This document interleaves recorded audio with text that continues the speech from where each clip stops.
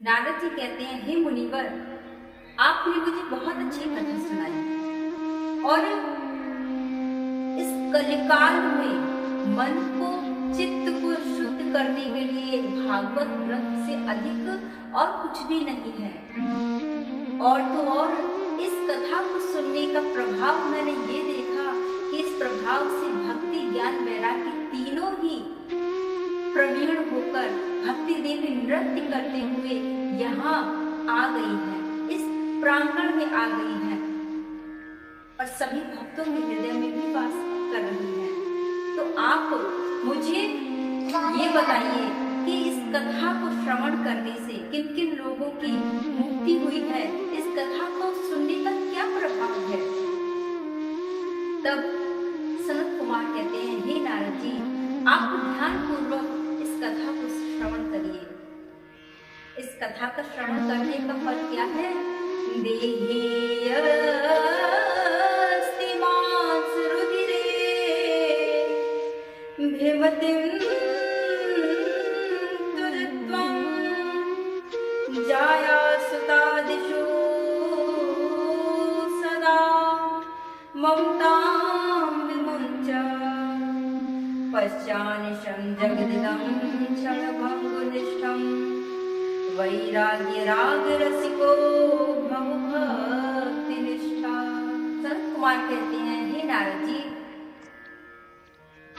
जिस व्यक्ति ने कभी पुण्य नहीं किया, कभी परोपकार नहीं किया, परोपकार किसे कहते हैं? जिसने कभी रोते हुए के आंसू नहीं पोंछे, जिसने अपने इन हाथों से कभी कुछ दान न किया हो, कभी किसी जरूरतमंद को देखते हुए भी उसके लिए कुछ किया न हो, ऐसे व्यक्ति यदि सप्तदिवसीय इस कथा का श्रवण कर ले तो भी उसकी चित्त की शुद्धि हो जाती है, उसकी मुक्ति हो जाती है। जो व्यक्ति पाप में रत रहा हो और पाप करते करते उसकी मृत्यु हो गई हो, जो अपने माता पिता को दुख देता हो, उसकी भी मृत्यु हो गई हो, ऐसे व्यक्ति भी यदि कथा सुन ले तो उसकी मुक्ति हो जाती है। नारद जी कहते हैं, मुनिवर, मुझे ये कथा जरूर सुनाए, मैं इस कथा को सुनना चाहता हूँ। तब सनत कुमार कहते हैं, हे नारद जी, ध्यान पूर्वक आप इस कथा का श्रवण करिए। इस कथा के विषय में हम एक आपको प्राचीन इतिहास सुनाते हैं। तब यहाँ सनत कुमार सब कहते हैं, हे नारद जी, तुंगभद्रा नदी के तट पर एक नगर बसा हुआ है, अनुपम नाम का नगर है। ये तुंगभद्रा नदी के पास बसा हुआ है और इसमें कई प्रकार के लोग रहते हैं, कई जाति वर्ग के लोग रहते हैं, लेकिन इसमें एक आत्मदेव नाम के ब्राह्मण भी हैं जो द्वितीय सूर्य नास्ति, दूसरे सूर्य के समान है। और तो और इतने बड़े विद्वान हैं कि सभी गांव इनसे ही पूजा पाठ करवाता है। इतने बड़े विद्वान हैं ये। लेकिन कहते हैं ना कि परमात्मा यदि सब कुछ देता है तो एक वस्तु आपको छोड़ देता है। धनिष्ठ व्यक्ति है अपने गांव के, लेकिन एक वस्तु इनके पास नहीं है, एक चीज ऐसी है जो इनके पास नहीं है। वो क्या है? पुत्र का सुख। इनके पुत्र नहीं है। संतों के द्वारा कहा है, आत्मदेव कौन है? आत्मदेव कहते हैं आत्मा एव देवः यस्य इति आत्मदेव, जो स्वयं प्रकाशवान है वही आत्मदेव है। तुंगभद्रा कहते हैं शीघ्रता को, और भद्रा कहते हैं कल्याण करने वाले को। जो शीघ्र कल्याण करे वही तुंगभद्रा है। तुंगभद्रा क्या है? ये मानव शरीर ही तुंगभद्रा है। ये मानव काया ही जिसके द्वारा हम अपनी मुक्ति का साधन निकाल सकते हैं। देखिए, 84 लाख ताले हैं, लेकिन चाबी सिर्फ एक है, जो है मानव शरीर। भी योनियां तो भोग योनि है। कुत्ते, बिल्ली, सुअर, हाथी, घोड़े, इन सब की योनि तो भोग योनि है। यदि केवल मानव योनि ही एक ऐसी योनि है जिससे हम परमात्मा को प्राप्त कर सकते हैं, केवल एक यही योनि ऐसी है। आत्मदेव की एक पत्नी है जिसका नाम है धुंधली। धुंधली कहती है कुतर्क करने वाली बुद्धि को। अब आत्मा का और बुद्धि का विवाह तो हुआ है, परंतु विवेक रूपी पुत्र उत्पन्न नहीं हुआ। वो कब उत्पन्न होगा? जब हम सत्संग सुनेंगे, भागवत सुनेंगे और संतों के कहे हुए वाक्यों पर हम ध्यान देंगे, उनके प्रवचनों को सुनेंगे, तब जाकर हमारे ये विवेक जागृत होगा। आप रामचरितमानस में बाबा तुलसीदास कहते हैं, बिनु सत्संग विवेक न हुई, राम कृपा बिनु सुलभ न सोई। बिना राम कृपा के सत्संग की प्राप्ति नहीं होती।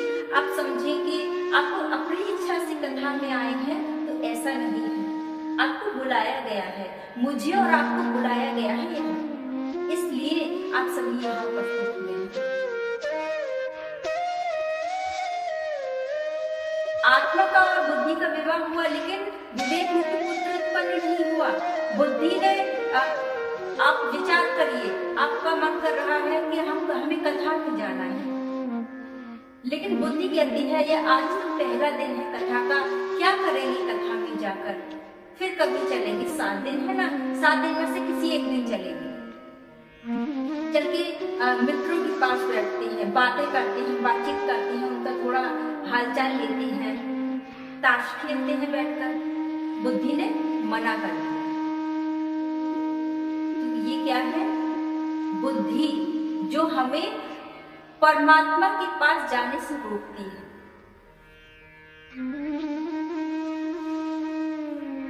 आत्मदेव बड़े दुखी रहते हैं कि मेरे कोई संतान नहीं, और महाराज इसी दुख के कारण एक दिन अपने घर में बैठे बैठे विचार कर रहे थे कि ऐसा मैं क्या करूं, मैं जो फल लेके आता हूँ वो लाते ही घर में लाते ही 2 दिन बाद 3 दिन बाद सूख जाते हैं। एक मैंने वृक्ष लगा रखा है, उसने भी कभी कोई फल फूल नहीं आए। एक मेरी यहाँ गाय है, उसने भी अभी तक बछड़ा या बछिया नहीं दिया। ऐसा क्यों होता है मेरे यहाँ? तभी एक पड़ोसी आ गया। महाराज पड़ोसी भी यदि परमात्मा आपको अच्छा दे देना तो परमात्मा का धन्यवाद कहना, नहीं तो जड़ से उखाड़ कर फेंकने में थोड़ी देरी नहीं लगाएगी, जरा भी देरी नहीं करेगी। एक छोटे से प्रसंग के साथ मैं आपको ये बात समझाती हूँ कैसे। एक व्यक्ति था, शिव जी की बड़ी पूजा की उसने। शिव जी बड़े प्रसन्न हुए, भोले भंडारी है, प्रसन्न हो गए और कहा, ले बेटा ये घंटा मैं तुझे देता हूँ, ये घंटा मैं तुझे देता हूँ, तुझे जिस किसी कार्य की भी आवश्यकता हो, जो कुछ भी चाहिए, ये घंटा बजाना, मैं प्रकट हो जाऊंगा और तुझे जो चाहिए वो मुझसे ले लेना। वो बड़ा प्रसन्न हुआ, लेकिन एक बात ध्यान रखना, भगवान शिव ने कहा एक बात ध्यान रखना, यदि मैं तुझे एक चीज दूंगा तो तेरे पड़ोसी को 2 दूंगा। अब उसे ये बात बड़ी खटकी। उसने विचार किया, पूरे तप मैंने किया, भोजन पानी मैंने छोड़ा, भगवान शिव मेरे लिए प्रकट होकर आए और मुझे एक वस्तु मिलेगी और मेरे पड़ोसी को 2 वस्तु मिलेंगी, ऐसा कैसे हो सकता है? ये मैं होने नहीं दूंगा। उसने इसी लालच में आकर घंटा बजाया ही नहीं, रख दिया उठा और धन कमाने के लिए विदेश जाने लगा। और जाते जाते पत्नी से कहता है कि सुनो, ये मंदिर का गेट खोलना नहीं। पत्नी ने कहा, अरे सफाई तो होगी ना मंदिर की, वो सब कुछ मैं नहीं जानता, जब तक मैं ना आऊं ये गेट नहीं खोलना चाहिए। मैंने कहा ठीक है, नहीं खोलूंगी। अब जब उसे कई वर्ष हो गए हुए, वो लौट कर नहीं आया, तो पत्नी ने एक दिन विचार किया, क्यों ना मैं मंदिर को ताला खोलकर मंदिर साफ कर दूं, उन्हें क्या पता चलेगी। जैसे ही उसने मंदिर का गेट खोला, ताला खोला, तो इतना सुंदर वो घंटा देखा और जैसे ही उसे एक ओर से उठाकर दूसरी ओर रखने लगी, तैसे ही घंटा बज गया। भगवान शंकर प्रकट हो गए। भगवान शंकर ने कहा, बोल बेटी, क्या चाहिए तुझे? तो हाथ जोड़कर खड़ी हो गई, कहने लगी, प्रभु आप यहाँ कैसे आ गए? भगवान शंकर ने कहा, तेरे पति ने 3 महीने लगकर इतनी तपस्या की थी मेरी, तो मैंने प्रसन्न होकर तेरे पति को ये घंटा दिया था। जब से दिया है तब से उसने बजाया ही नहीं, आज तूने बजाया है, तो बता तुझे क्या चाहिए। लेकिन मेरी एक शर्त याद रखना कि जितना मैं तुझे दूंगा तेरे पड़ोसी को उससे दुगना दूंगा। पत्नी बड़ी भोली स्वभाव की थी, तो उसने कहा, ठीक है, मुझे कोई दिक्कत नहीं है, मेरे पड़ोसी भले ये तो हमारे लिए ही अच्छा है, हमारी मदद कर देंगे। अब तो महाराज उसने हाथ जोड़कर भगवान शिव से कहा, प्रभु मेरे लिए मेरा घर बहुत बेकार है, पूरे गांव में सबसे बेकार मेरा ही घर है। ऊपर देखिए बारिश होती है तो पानी टपकने लगता है। तो भगवान ने कहा, क्या चाहती है? महिला ने कहा, प्रभु मेरा घर सुंदर हो जाए, 2 मंजिला मेरा मकान बन जाए, मेरे घर के आगे गाड़ी खड़ी हो जाए, अन्न धन की मेरे यहाँ कमी न हो, मेरे बच्चे खूब अच्छे स्कूल में पढ़े। उसने अपने हिसाब से जो उसकी पति ने मांगने को कहा उसने मांग लिया। अब उसका पति अचानक से कुछ दिनों बाद घर आया तो देखा जहाँ बैलगाड़ियां चलती थी, साइकिल चलती थी, वहाँ आज कार मोटरसाइकिल चल रही है। ऐसा कैसे हो गया? जहाँ सबके झोपड़े के खप्पर के घर थे, वहाँ सबके 2-2 मंजिल 3-3 मंजिल मकान बन गए। ऐसे कैसे? जरूर मेरी पत्नी ने मंदिर खोला है। भागा भागा घर गया और जाके भी पूछा पत्नी से, तूने मंदिर खोला था? बड़ी खुश हुई, मेरा पति आ गया। अरे आप बैठिए, आइए आइए बैठिए, बड़े दिनों बाद आई हैं, बैठिए, मैं जल लाऊं? अरे जल छोड़, तू मुझे ये बता, तूने मंदिर खोला था कि नहीं? पत्नी ने कहा, हाँ खोला था मैंने मंदिर। घंटा मिला था कि नहीं? हाँ मिला था। बजाया था तूने? हाँ। भगवान शिव आए थे? हाँ आए थे। तूने कुछ मांगा था? हाँ मांगा था। बड़े दयालु है भगवान, मेरी हर इच्छा को पूरी किया है। अब उसे रातों में नींद न आए, पानी छोड़ो भोजन भी नहीं खाया गया उससे। अब तो बड़ा विचित्र हुआ, सुबह 4 बजे उठा, उठ के स्नान ध्यान करके भगवान शिव की पूजा की, बेलपत्र फूल आदि चढ़ाए और घंटा बजाया। भगवान शिव प्रकट। भगवान कहा, बोल बेटा क्या चाहिए? प्रभु मेरी एक आंख हो, पड़ोसी की। फिर दोबारा घंटा बजाया, बोल बेटा क्या चाहिए? मेरे घर के द्वार पर एक गड्ढा खोदो, एक कुआं खुदवा दो, पड़ोसी के 2 फिर तीसरी बार घंटा बजाया, बोल बेटा क्या चाहिए? उसने कहा, प्रभु मेरी एक टांग हो। अब पड़ोसी के दोनों बेचारे अंधे लंगड़े थे, कुएं में कूद पड़े, दिखाई दिया नहीं, कुएं में गिर गए। तो ऐसे भी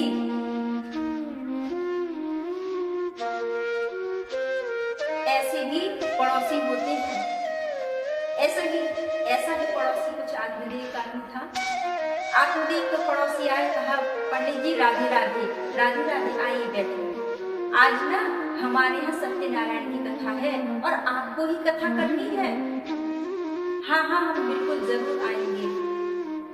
अब पंडित जी मेरी घरवाली है ना, उसने ना जरा 3-4 तुलसी के पत्र मांगे हैं, तुलसी के पत्ते दे दीजिए, चरणामृत बनाना है घर में। आत्मदेव जी ने कहा, तुलसी के पत्र तो है नहीं भाई मेरे यहाँ। पड़ोसी ने कहा, हे राम, तुलसी के पत्र नहीं है? अरे ब्राह्मण के घर की शोभा होती है तुलसी तो, और आपके यहाँ तुलसी ही नहीं है। आत्मदेव जी ने कहा, भाई मेरे यहाँ तुलसी नहीं है। तुलसी का पौधा लगाया तो था, लेकिन न जाने क्यों जब भी लगाता हूँ 2 दिन बाद सूख जाता है। पड़ोसी ने कहा, पंडित जी मैं देख रहा हूँ आपके यहाँ एक गाय भी है, उसने भी अभी तक बछड़ा बछिया नहीं दिया। पंडित जी ने कहा, हाँ, और ये जो वृक्ष है आपके यहाँ, इसने भी अभी तक फूल फल कुछ आया नहीं। पंडित जी ने कहा, हाँ भाई इसमें भी अभी तक फूल फल नहीं आए। तब पड़ोसी ने कहा, पंडित जी ऐसा क्यों होता है मैं बताऊं? पंडित जी ने कहा, बताओ ऐसा क्यों है? पड़ोसी ने कहा, आपके कोई संतान नहीं है ना, इसलिए ऐसा होता है। अरे कितना अच्छा लगता है जब बच्चे पापा पापा कहकर बोलते हैं, तोतली भाषा में बाबा बाबा कहकर बोलते हैं, तो कितना अच्छा लगता है। अरे आपको तो वो सुख भी नहीं मिला, आपकी चतुर्थ अवस्था आ गई। हमारी 4 अवस्थाएं होती हैं, इस शरीर की 4 अवस्थाएं होती हैं। कौन कौन सी?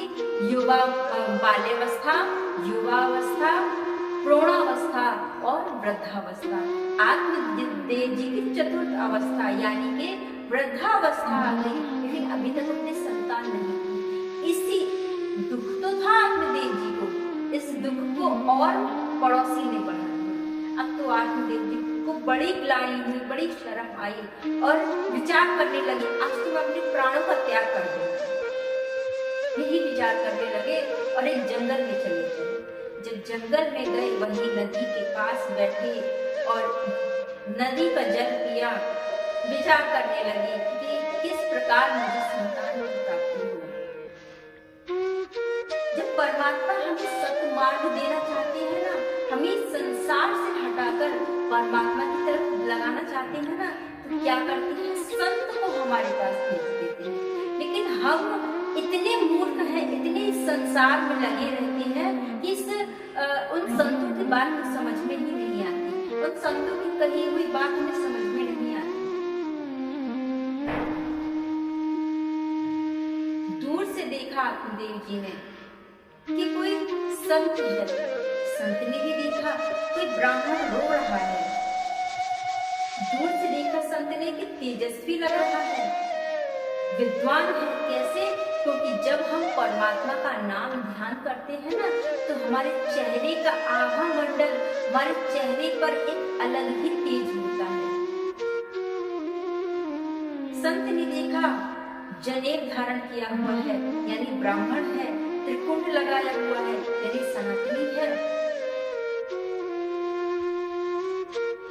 अब जैसे ही संत निकट आए ब्राह्मण के, आत्मदेव जी के पास आए, तो आत्मदेव जी हाथ जोड़कर कहने लगे, अच्छा हुआ प्रभु, ये महात्मा आप मेरे पास आ गए। मैं बड़ा विचार भी कर रहा था कि मैं क्या करूं, तभी आप मेरे पास आ गए। आत्मदेव जी ने कहा कि प्रभु मेरे पास संतान नहीं है, इसलिए मैं यहाँ प्राण त्यागने आया हूँ। संत ने कहा, अरे संतान का क्या करोगे? जिसके पास संतान है और जिसके पास नहीं है, वो कौन सुख है संसार में? इस संसार का नाम दुखालय है और तुम इसमें सुख खोजने की चेष्टा कर रहे हो। ऐसा तो नहीं हो सकता। हम इस संसार में सुख खोजने की चेष्टा करते हैं कि किसी प्रकार से हमें सुख की प्राप्ति हो, लेकिन हमें सुख नहीं मिलता, हमें दुख ही मिलता है। आत्मदेव जी ने कहा कि महाराज आप सब कुछ कर सकते हैं, आप कृपा करके मुझे संतान दें। महात्मा ने ब्राह्मण के मस्तक की रेखा पढ़ी तो देखा कि एक जन्म तो क्या 7 जन्म तक आत्मदेव जी की कोई संतान न थी। महात्मा ने कहा, ब्राह्मण तुम एक जन्म के लिए रो रहे हो? अरे तुम्हारे तो मैंने अभी तुम्हारे मस्तक की रेखा देखी है, तुम्हारे एक जन्म नहीं, तुम्हारे 7 जन्म तक कोई संतान नहीं है। अब तो आत्मदेव जी ने को और ही दुख हुआ और अपना सर पटक के वहीं अपना सर वहीं चबूतरे पर पटका, शिला पर पटका और रक्त की धारा फूट पड़ी। जैसे ही रक्त की धारा फूटी, महात्मा कहने लगे, अरे ब्राह्मण ये क्या कर रहे हो? आत्मदेव जी ने कहा, महाराज आप मुझे संतान दीजिए किसी भी प्रकार, मुझे आपकी ज्ञान की आवश्यकता नहीं है, मुझे आपका ज्ञान नहीं चाहिए, मुझे तो संतान चाहिए। प्यासे को यदि कोई प्यासा हो तो उसकी प्यास जल पिलाने से बुझेगी, ना कि पानी का ज्ञान देने से कि पानी कहाँ नहीं है, जहाँ खोदो वहाँ पानी है। पानी के ज्ञान देने से प्यास नहीं बुझेगी। आत्मदेव जी विनती करने लगे और कह दिया कि यदि आपने मुझे संतान नहीं दी तो अब की मैं इतनी जोर से अपना सर इस शिला पे पटकूंगा कि मेरे प्राण निकल जाएंगे और मृत्यु ब्रह्म हत्या का पाप आपको जा लगेगा। आज महात्मा जी तो बड़े विस्मय में पड़ गए कि हमने सोचा कि न जाने भगवान के लिए रो रहा होगा ब्राह्मण और ये तब संतान के लिए रो रहा है, लेकिन कुछ न कुछ तो करना पड़ेगा। आत्मदेव जी हाथ जोड़कर खड़े हैं। महात्मा ने विचार किया क्या किया जाए, तो अपनी झोली में से एक फल निकाल के दिया। अब कई आचार्य कहते हैं कि आम का फल निकाल के दिया, कई कहते हैं कि सेब दिया, केला दिया, अंगूर दिया, न जाने क्या क्या फल बोलते हैं। लेकिन आत्मदेव जी को ब्राह्मण ने कोई फल नहीं दिया था, अपने तप का फल ही आत्मदेव जी को दिया था। अपने तप का फल ही आत्मदेव जी को दिया और कहा कि इस फल को ले जाकर अपनी पत्नी को खिला देना तो तुम्हारे एक सुंदर पुत्र, आज्ञाकारी सुंदर पुत्र का जन्म होगा तुम्हारे यहाँ। आत्मदेव जी बड़े प्रसन्न हुए और कहने लगे प्रभु आपका बहुत बहुत धन्यवाद। कोई नियम करने हैं क्या इसको लेकर, इसे खाने के बाद कोई नियम करने हैं क्या? महात्मा ने कहा हाँ करनी है। क्या करनी है? पत्नी को झूठ नहीं बोलना है, प्रातः काल उठ के स्नान ध्यान करके भगवान का पूजन करना है, मिथ्या भाषण नहीं करना, किसी से लड़ाई झगड़ा नहीं करना है और पवित्रता के साथ रहना है। आत्मदेव जी ने कहा हाँ प्रभु ठीक है, मेरी पत्नी ऐसी ही करेगी। आत्मदेव जी भागे भागे अपने घर गए और अपनी पत्नी धुंधली को फल ला कर दी। अभी आपको धुंधली का मतलब बताया था ना, कुतर्क करने वाली बुद्धि ही धुंधली है। अब एकदम से धुंधली के मन में विचार आया कि ये अचानक से इतने दिनों बाद गए कहाँ थे?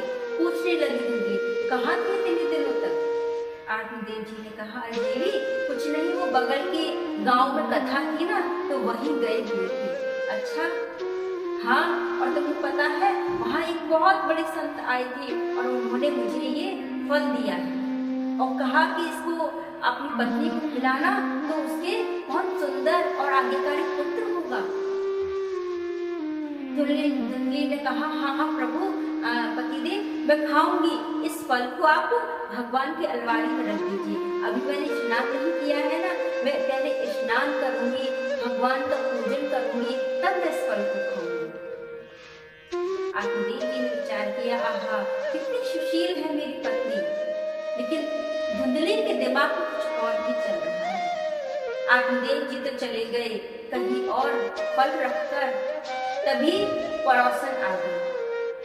पड़ोसन ने कहा अरे धुंधली बहन, ओ धुंधली बहन कहाँ हो? बड़े दिन हो गए तुम दिखाई नहीं दी, अरे बहुत दुबली पतली हो गई हो।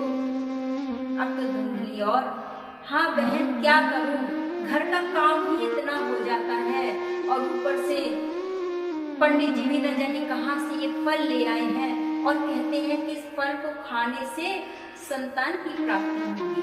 किसी संत ने फल दे दिया होगा और उसे ले आए और कहते हैं इस फल को खाने से संतान की प्राप्ति होगी। अरे फल खाने से भी कहीं संतान की प्राप्ति होती है? तुम ही बताओ। पड़ोसन ने कहा बहन अब संतान की प्राप्ति होती है या नहीं होती है तो बात की बात है, लेकिन संत का दिया हुआ प्रसाद है, इसे तुम खा लो। क्या पता भगवान की इच्छा से तुम्हें ये संत कृपा से, भगवान की इच्छा से तुम्हारी संतान हो जाए। धुंधली ने कहा ठीक है बहन अब तुम कहती हो तो खा लूंगी, लेकिन मैंने सुना है कि जब माँ एक स्त्री गर्भवती होती है तो उसको उठने बैठने में बहुत परेशानी होती है। 3 महीने तो बड़ी दिक्कतें होती हैं, खाना नहीं, रोटी नहीं खाई जाती, खाना भोजन नहीं किया जाता, भोजन बनाने में भी दिक्कत आती है।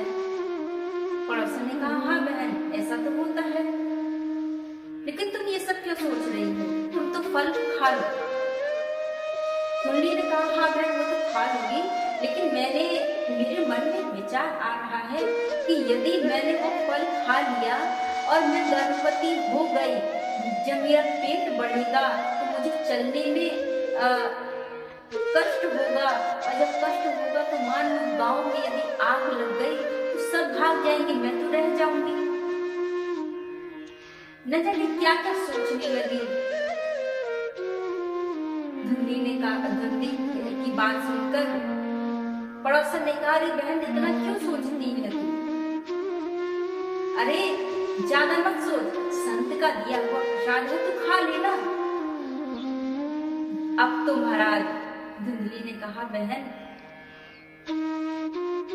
मैं खा तो लूंगी, लेकिन मेरे विचार से विधवा और बंध्या स्त्री ही सबसे ज्यादा सुखी है, क्योंकि उन्हें संसार के लोगों से कुछ लेना देना नहीं है। लालन बच्चे के लालन पालन में भी कितना कष्ट मुझे उठाना पड़ेगा।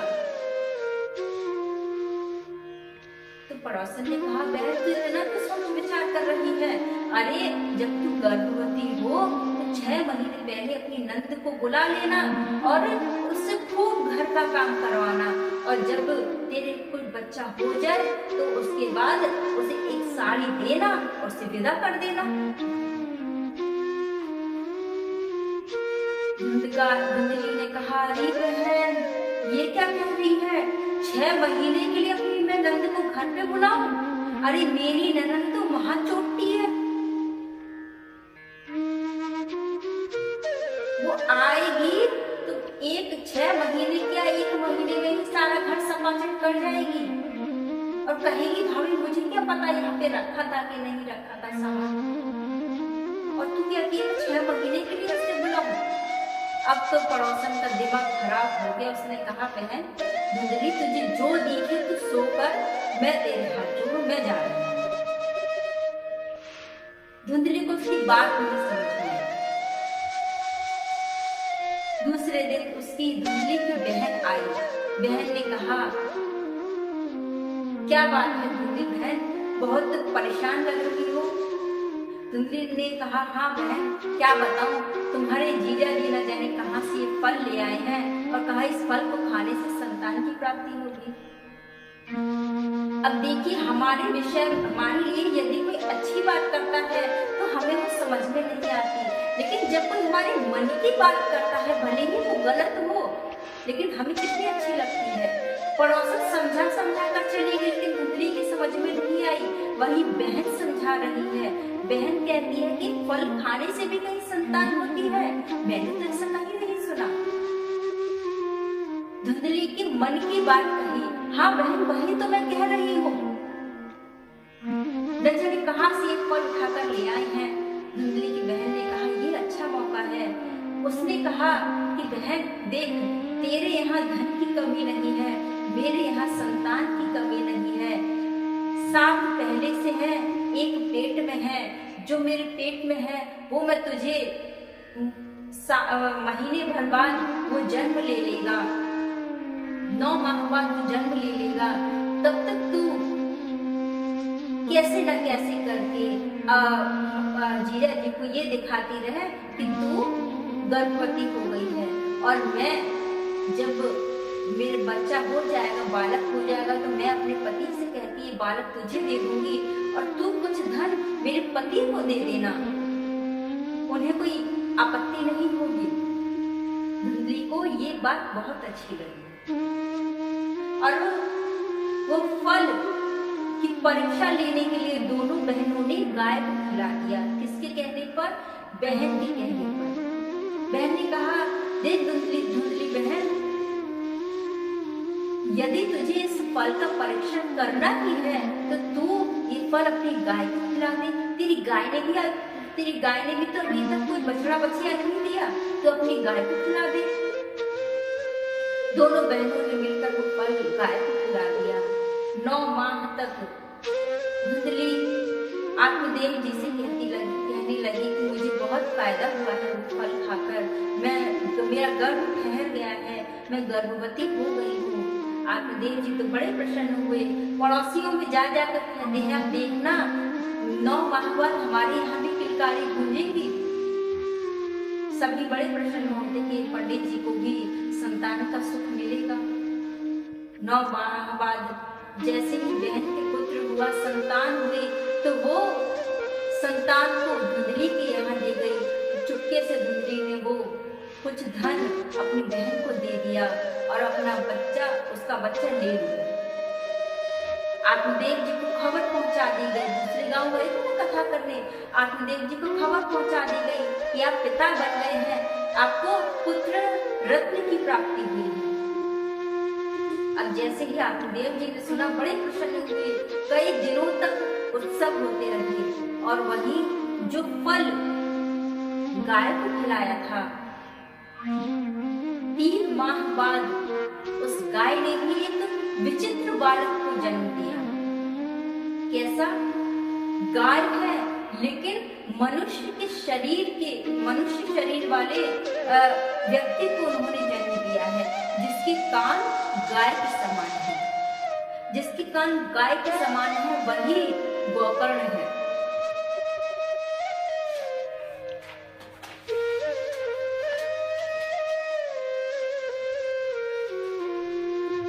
गोकर्ण जी नामकरण होता है तो गाय के बालक का तो नाम गोकर्ण रखते हैं। क्यों? क्योंकि उसके कान गाय के समान है। और धुंधली के पुत्र का नाम जैसे ही रखने जाते हैं, मेरा नाम आत्मदेव तो मेरे पुत्र का नाम आत्माराम होगा। धुंधली ने कहा रुक जाइए, 9 महीने पेट में रखा मैंने, कष्ट सहा मैंने, भूखी रही मैं, बालक को दुख देकर जन्म दिया मैंने, और जब नाम रखने की बारी आई तो आपका नाम आत्मदेव, आपके पुत्र का नाम आत्मादेव आत्माराम रखने लग गए। ऐसा नहीं होगा। जब मैंने इसे जन्म दिया है तो मैं ही इसका नामकरण करूंगी। देवी ने कहा देवी कोई बात नहीं, नाम ही तो रखना है, आप रखिए मैं रखूं। तो धुंधली ने कहा मेरा नाम धुंधली है तो मेरे पुत्र का नाम धुंधकारी होगा। अब तो महाराज धुंधकारी और गोकर्ण दोनों जने साथ साथ खेलते खेलते बड़े होते हैं। लेकिन होता क्या है, यथा नामो तथा गुण, जिसका जैसा नाम होता है उसके वैसा ही गुण भी होता है। आत्मदेव जी गोकर्ण जी का जो नाम रखा है, गोकर्ण जी तो पढ़ लिख के महाज्ञानी हुए, लेकिन धुंधकारी महाखल महामूर्ख हुआ। भागवत में आया है गोकर्णो पंडितो ज्ञानी धुंधकारी महाखला। पंडित किसे कहते हैं?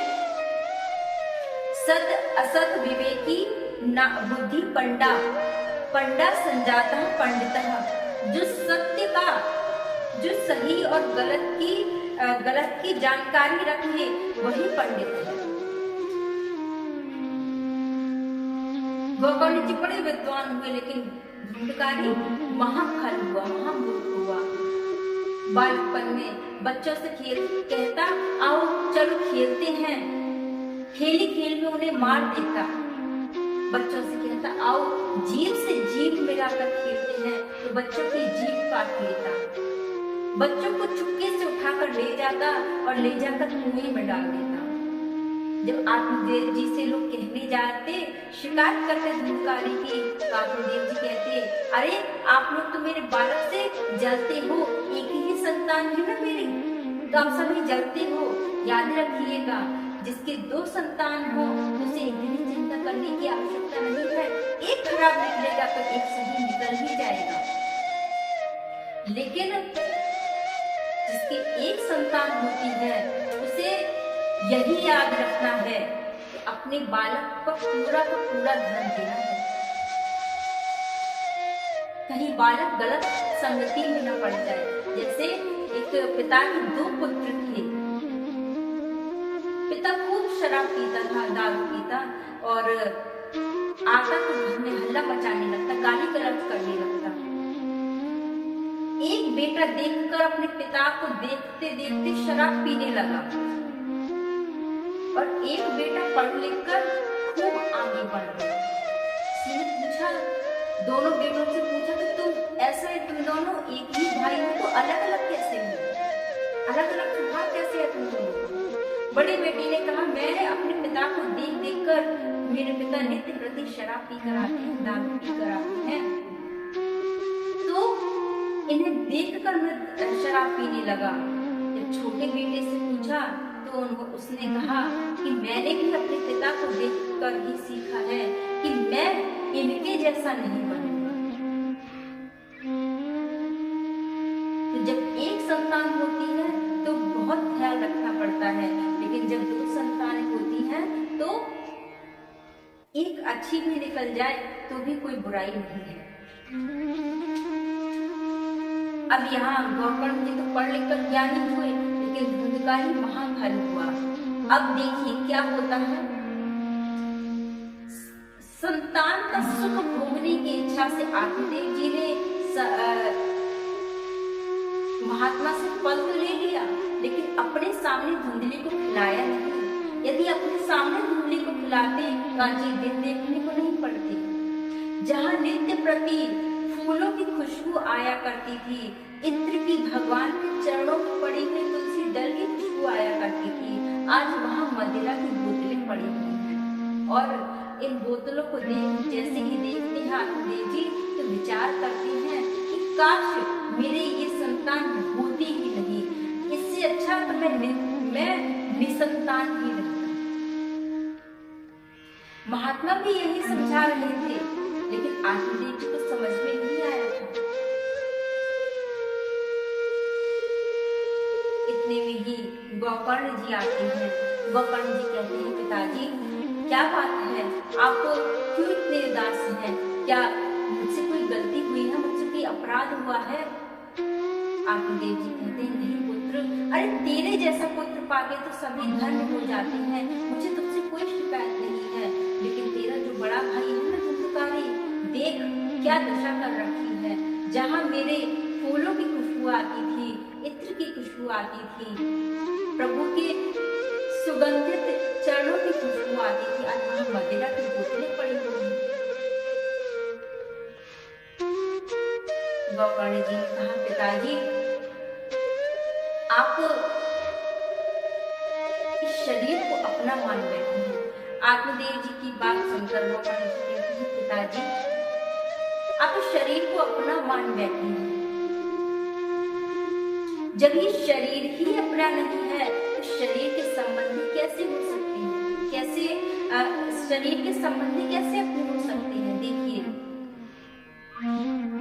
अहंता और ममता ये दो गांठें ऐसी हैं जो हमें संसार से बांधी हुई। अहंता होती है शरीर से और ममता होती है शरीर के संबंधियों से। हमें इन दो गांठों को ही खोलना है। पिताजी, ये शरीर पंचायती धर्मशाला है, आपने शरीर को अपना मान बैठा है। एक आता है, एक जाता है, यही इस संसार का नियम है। गौकर्ण जी कहते हैं, पिताजी देहि अस्ति मांस रुधिरे विमतिं तुजत्वं जाया सुतादिषु सदा ममतां विमुच्य पश्चादिशं जगदिदं क्षणभङ्गनिष्ठं वैराग्य राग रसिको बहु भक्तिनिष्ठः। गौकर्ण जी कहते हैं, पिताजी ये शरीर जब अपना नहीं है, इस शरीर के संबंधी कैसे अपने होंगे? इस शरीर, इस संसार का नियम है पिताजी, एक आता है, एक जाता है। कभी ऐसा नहीं हुआ कि जो गया है वही लौट कर दोबारा आ रहा है। एक जाता है और एक आता है, यही नियम है। ये शरीर हमारा नहीं है, ये पंच भौतिक शरीर है पिताजी। ये शरीर जब हमारा नहीं है तो शरीर के संबंधी हमारे कैसे हो गए? अब इस शरीर को अपना मान बैठे हैं और इन सबको अपना समझ रहे हैं।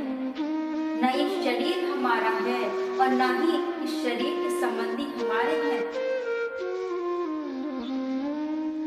केवल ममता के कारण इस संसार के बाहर पिताजी दुख एक बोर्ड लगा हुआ है जिसमें लिखा हुआ है दुखालय, लेकिन फिर भी हम इस संसार में सुख की चेष्टा करते हैं, सुख खोज रहे हैं, लेकिन सुख कहीं मिलेगा ही नहीं।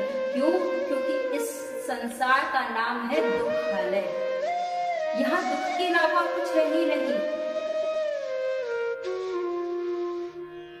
गोकर्ण जी की बात आत्मदेव जी को समझ में आई और आत्मदेव जी ने कहा, पुत्र तेरे जैसा पुत्र पाकर तो मैं धन्य हो गया। और वहीं से ममता को त्यागा, वो अपने मन को समेटा है और सभी से ममता को छोड़ा है और दशम स्कंद का पाठ करते हुए वन की ओर चले गए हैं और वहां जाकर भगवान को प्राप्त हुए।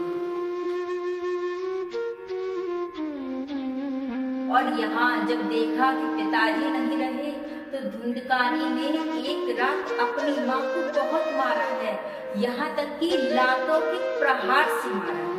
धुंधकारी ने अपने पुत्र के भय के कारण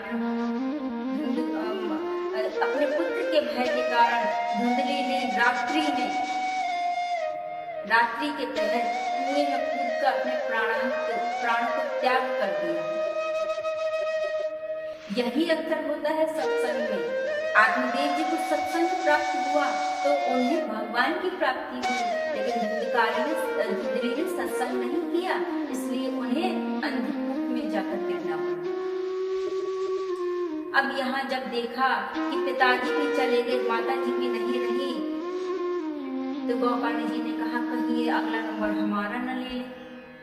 जैसे ही धुंधकारी को देखा तो गोकर्ण जी ने कहा, भैया अब माता जी पिताजी तो रहे नहीं, तो हम विचार करते हैं कि हम तीर्थ यात्रा करेंगे। धुंधकारी ने कहा, हाँ जाओ, तुम्हारी यहाँ वैसे भी कोई आवश्यकता नहीं। धुंधकारी के कहने पर गोकर्ण जी तीर्थ यात्रा करने को चले गए और धुंधकारी 5 वेश्याओं को ले आया। ये 5 वेश्याएं कौन सी हैं? शब्द, रूप, रस, स्पर्श और गंध, ये 5 वेश्याओं को लेकर आया। कैसी है ये 5 वेश्याएं हमारे साथ भी तो रहती हैं। शब्द, हम गाने सुनते रहते हैं, जिनका कोई हाथ पैर ही नहीं है, जो बेसिर पैर के हैं, वो हम सुनते रहते हैं। एक बार हम कथा में जा रहे थे तो एक पता नहीं कौन सा अजीब सा एक गीत बज रहा था कि दिल करे चूं चाए चूं चाए चूं चाए। अब बताइए ये कोई गीत है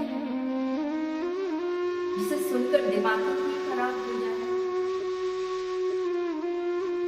तो शब्द केवल भगवत कथा कानों में पड़े तो जिससे कानों की पुष्टि हो जाए। रूप, गोविंद के मुखारविंद का, गोविंद के चरणों का रूप लेना चाहिए। रस, गोविंद को पहले भोग लगाया हुआ ही भोग हमें ग्रहण करना है। गंध, गोविंद के चरणों में पड़े हुए पुष्प और तुलसी दल को ही हमें सुगंध लेना चाहिए।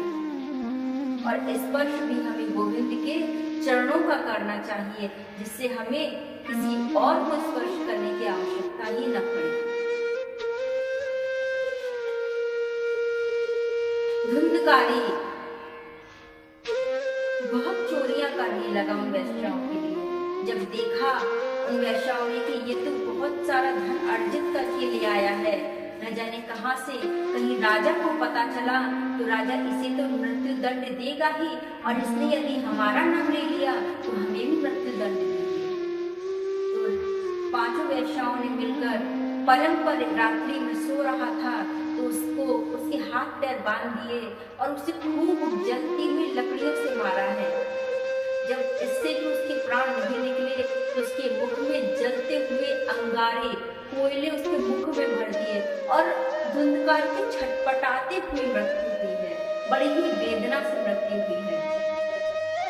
गोकर्ण जी को जब पता चला कि मेरे भाई की मृत्यु हो गई है, तो जिस तीर्थ में जाते उसी तीर्थ में जाकर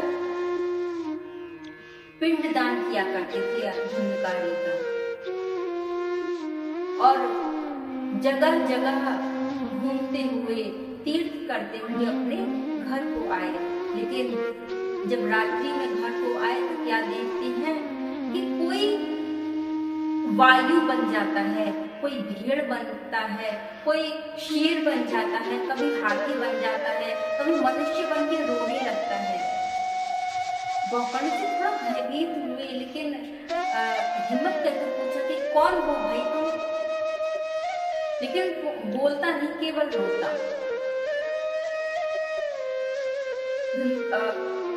गोकर्ण जी ने अपने कमंडल से जल लिया, उसे अभिमंत्रित किया और जैसे ही उस प्रेत के ऊपर छोड़ा तो उसके थोड़े से पाप नष्ट हुए और वह बोलने लगा। कहता है, अहम भ्राता त्वदीयोऽस्मि धुंधकारीति नामतः स्वकीये नैव दोषेण ब्रह्म तत्त्वं नाशितं मया। अरे भैया, गोकर्ण भैया, मैं तुम्हारा बड़ा भाई धुंधकारी हूँ। अरे अपने ही दोष के कारण मैंने अपना ब्रह्म तत्व ही नष्ट कर दिया, ब्रह्म तत्व ही नष्ट कर दिया और मैं इस महाप्रेत योनि में हूँ। आप मेरी कोई सहायता कीजिए, मुझे इस महाप्रेत से निकालिए, इस योनि से निकालिए। मैं बहुत कष्ट में हूँ, मैं बहुत प्यासा हूँ, बहुत भूखा हूँ। गोकर्ण जी ने कहा, मैं हर जिस तीर्थ में जाता था वहां तुम्हारा श्राप किया करता था, फिर भी तुम्हारी मृत्यु नहीं हुई, ऐसा कैसे हो सकता है? तब धुंधकारी ने कहा कि गया श्राद्धस्य तेनापि मुक्तिर्न भविष्यति। आप एक बार नहीं, 1000 बार भी यदि गया श्राद्ध में जाकर मेरा पिंडदान कर देंगे ना, तभी मेरी मुक्ति नहीं होगी, क्योंकि मैं महापापी हूँ। गोकर्ण जी ने पूछा, तो फिर कैसे मुक्ति होगी तुम्हारी? धुंधकारी ने कहा, भैया ये तो आप ही इसका उपाय निकालिए। तो गोकर्ण जी ने कहा, तो अभी आप अपने स्थान पर जाइए, जब मैं प्रातः इसका समाधान करता हूँ। सभी संतों को पता चला कि गोकर्ण जी आए हुए हैं, सभी मिलने आए। तो गोकर्ण जी ने उनसे पूछा कि क्या उपाय करना चाहिए प्रेत योनि का। संतों ने कहा, इसका उपाय हमारे पास तो नहीं है, लेकिन हाँ, सूर्यदेव के पास इसका उपाय जरूर होगा। इतने बड़े तपस्वी हैं गोकर्ण जी, अपने तप के बल पर सूर्यदेव को रोका है। सूर्यदेव जी प्रकट हुए हैं और कहा, गोकर्ण जी ने पूछा कि महाप्रेत की मुक्ति कैसे होगी? तब गोकर्ण जी की बात सुनकर सूर्यदेव कहते हैं, श्रीमद्भागवतान मुक्ति सप्ताहम वाचनम करो। आप 7 दिवसीय भागवत श्रवण कराइए, जिससे उस प्रेत की मुक्ति होगी। अब 7 दिवसीय भागवत कथा बैठी। भागवत में तो ऐसा नहीं लिखा, लेकिन भागवत में तो ऐसा नहीं है, लेकिन संतों के मुख से सुना है कि जहाँ कथा हुई थी वहाँ बांसों के कई वृक्ष थे। हालांकि धुंधकारी के लिए एक आसन बना के रखा था, बिछा के रखा था, लेकिन धुंधकारी को वायु रूप में वो कैसे बैठ सकता था? बैठने की चेष्टा करता, हवा उड़ाकर ले जाती उसे। तो एक साफ बांस के गांठ वाले बांस में जाकर धुंधकारी बैठ गया और धुंधकारी उस बांस में जाकर बैठा। गोकर्ण जी ने कथा प्रारंभ की, एक एक करके गांठ टूटती गई। पहले दिन पहली गांठ, दूसरे दिन दूसरी गांठ, ऐसे करके 7 दिन की कथा में 7 गांठें चटक गईं और वहीं एक दिव्य पुरुष चतुर्भुज रूप धारण करके बाहर आया और गोकर्ण जी से हाथ जोड़कर कहने लगा, धन्यम भागवती वार्ता, धन्या भागवती वार्ता प्रेत पीड़ा विनाशिनी। ये धन्य है श्रीमद् भागवत कथा, जो प्रेत को प्रभु के ही समान कर देती है। अब तो महाराज बड़ा ही विस्मय हुआ, क्योंकि सभी ने वहां कथा सुनी है, केवल धुंधकारी की ही मुक्ति कैसे हुई और सभी की क्यों नहीं हुई? गोकर्ण जी ने ये पूछा भगवान के पार्षदों से। तब पार्षदों ने कहा धुंधकारी गोकर्ण जी केवल श्रवण के भेदन से ही इस पुण्य का लाभ बट गया है। धुंधकारी ने कथा सुनकर चिंतन किया, मनन किया, लेकिन यहाँ बैठे किसी ने भी इस कथा का चिंतन मनन नहीं किया। सभी बड़े दुखी हुए। पुनः भागवत की कथा हुई और इस बार सभी ने मन लगाकर कथा सुनी और सभी की मुक्ति हुई। जितने लोग वहां बैठे थे, केवल मनुष्य नहीं, पशु पक्षी भी जितने बैठे थे, जीव जंतु जितने बैठे थे, सबके लिए विमान आए और गोकर्ण जी को तो लेने स्वयं भगवान अपना विमान लेकर आए हैं। सनत कुमार कहते हैं, देखा नारद जी, ये है भागवती कथा जिसके श्रवण मात्र से, जिसके सुनने मात्र से ही हमारे जितने भी पाप होते हैं, जितने भी पाप किए हैं हमने, वे सभी नष्ट हो जाते हैं। और इस कथा को सुनने से पितरों को शांति मिलती